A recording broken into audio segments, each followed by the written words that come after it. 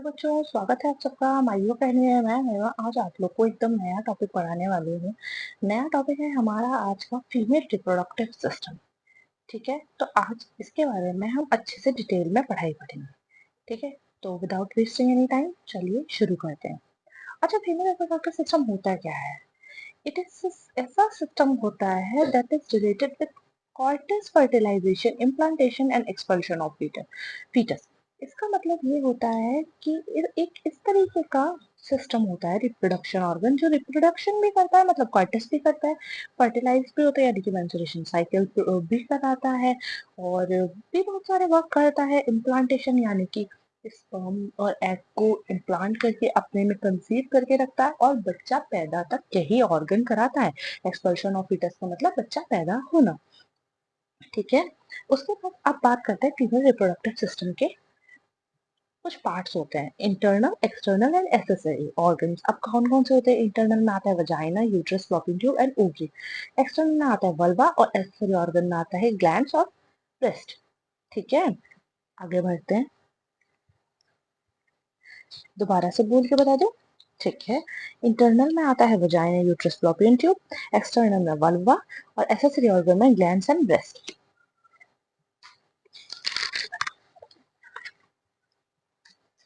ठीक है, अब हम डायग्राम के थ्रू समझेंगे। इंटरनल फीमेल रिप्रोडक्टिव सिस्टम का ये डायग्राम मैंने बनाया हुआ है।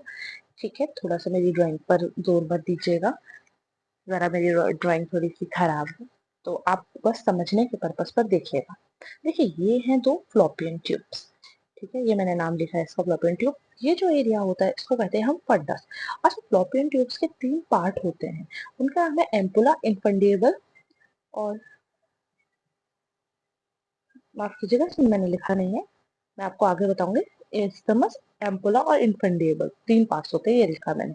इस्टमस, एम्पुला एंड इन्फंडेबल, ये फ्लोपियन ट्यूब का पार्ट है। ठीक है, कोई प्रॉब्लम नहीं होनी चाहिए। ये जो एरिया होता है उसको हम फंडस कहते हैं। ये दोनों फ्लोपियन ट्यूब होती है, इसके अंदर तीन पार्ट होते हैं, एम्पुला, इस्टमस एंड इन्फंडेबल। और ये जो बनी हुई होती है इन्हें हम फिम्बरी कहते हैं। फिम्बरी का वर्क क्या होता है कि जो भी ओवा आता है उसको कैच कर लेना। तो ये होता है फिमरी का वर्क। जैसे ये है ना, फिमरी के पास में ओवरी प्रेजेंट होती है। ये जो एरिया है जहाँ रहते हैं वूम, तो उसको कहते हैं हम यूट्रस, और ये वाले एरिया को सर्विक्स, एंड देन नीचे के पोर्शन में होता है वजाइना, एंड देन सबसे नीचे वहाँ होता है वल्वा प्रेजेंट। अब हम बात करेंगे वजाइना की। वजाइना में क्या क्या चीजें प्रेजेंट होती हैं, कैसे कैसे, मतलब आगे आगे। जैसे ये देखो मैंने आपको दिखाया, यूट्रस, यूट्रस, ये वाला यूट्रस, उसके बाद vagina and then vulva. Uterus, cervix, vagina and vulva. नीचे की ओर वल्वा, उसके ऊपर वजाइना, उसके ऊपर सर्विक्स एंड देन यूट्रस तो है कंप्लीट के लिए। अच्छा, फिर ये दिखाई पड़ता है फिब्रोमस्कुलर स्ट्रेच शीट का, प्रेजेंट होता है सर्विक्स और वल्वा के बीच में। सर्विक्स और वल्वा के बीच में प्रेजेंट है, देखो ये रहा। Made up of stratified squamous epithelium tissues. Important बात है, क्वेश्चन भी आते हैं इससे कि किसका बना हुआ होता है? स्ट्रेटिफाइड सैक्यूमस एपिथेलियम टिश्यूज का बना हुआ होता है। अच्छा, इसकी लेंथ की बात करो तो अगर एंटीरियरली देखोगे यानी कि सामने से 7 सेंटीमीटर होती है, और पीछे से बात करोगे तो 9 सेंटीमीटर होती है। When the female is standing, जब औरत खड़ी हुई होती है तो 45 डिग्री विद हॉरिजेंटल लाइन के साथ में। अच्छा, अब बात करें वजाइना की पीएच की, तो वजाइना का पीएच एसिडिक रहता है, 3.8 से 4.5 तक रहता है। ये रिप्रोडक्टिव एज 15 से 49 तक ये इसका पीएच एसिडिक ही बना रहता है। जब प्यूबर्टी खत्म हो जाती है, वो जब वुमन मेनोपॉज के पे पहुंच जाती है, तो उसकी पीएच या तो न्यूट्रल रहती है या एल्कलाइन रहती है। उससे पहले हमेशा एसिडिक ही बनी रहती है। 49 ईयर्स तक, मतलब 50 ईयर्स पे ही मेनोपॉज स्टार्ट होता है। ठीक है, अब वाई एसिडिक पीएच? अब एसिडिक पीएच होती ही क्यों है? Acidic pH is due to the lactobacillus species bacteria, क्योंकि जब हमारे शरीर में, जब तक मेनोपॉज नहीं आता तब तक हमारे शरीर में एक लैक्टोबैसिलस स्पीसीज मौजूद होता है, जो डोडल एंड बैसिलाई के अंदर प्रेजेंट रहता है। और जो रोडरलाइन बेसिलाई क्या करता है, वो इन्फेक्शन को प्रिवेंट करता है।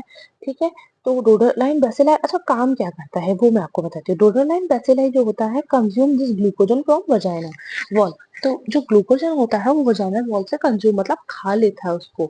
In the absent of oxygen lactic acid जो होता है वो एसिड के अंदर बना जाता है, ऑक्सीजन खत्म हो जाती है जिसकी वजह से लैक्टिक एसिड एसिड में कन्वर्ट हो जाता है। जैसे कि ये लिखा हुआ है ग्लाइकोजन डोडरलाइन और O2 ऑप्शन कर देगा तो लैक्टिक एसिड में कन्वर्ट हो जाएगा।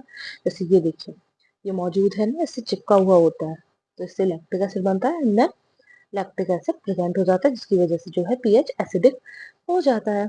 अच्छा, फॉर्निक्स या फॉर्नेसेस क्या होते हैं?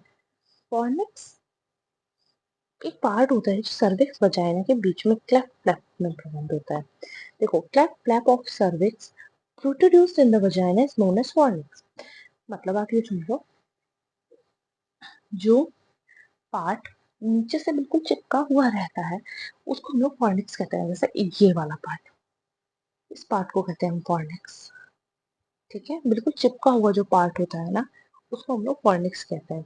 उसे फोर्चिट भी कहते हैं।